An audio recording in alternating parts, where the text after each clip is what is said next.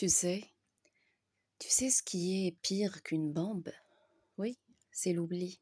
Oui, c'est l'oubli. Et tu sais ce qui détruit plus qu'un missile? C'est le silence des cœurs vivants, notre silence.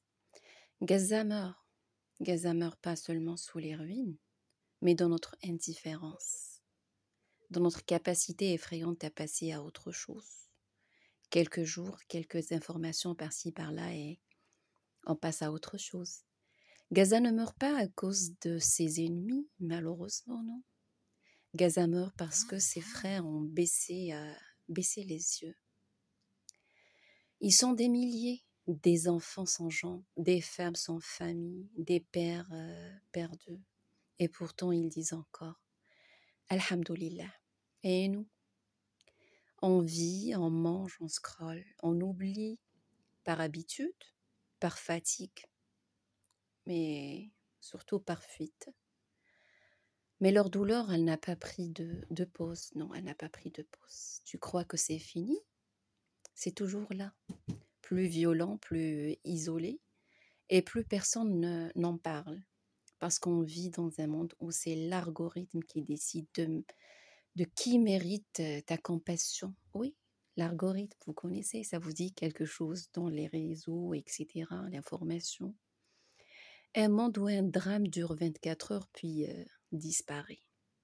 Un monde où la souffrance est jugée selon son buzz. Et toi, tu es passé à autre chose?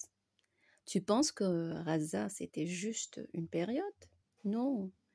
Raza est un test. Un test pour ton cœur, un test pour ton humanité et un test pour ton silence. Ne pense pas que ceux qui sont tués dans le sentier d'Allah sont morts. Non, ils sont vivants auprès de leur Seigneur.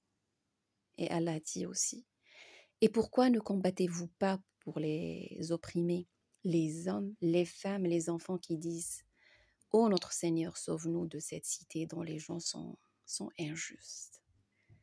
L'injustice, on est injuste. Ya Allah, fais de notre cœur un refuge pour Gaza.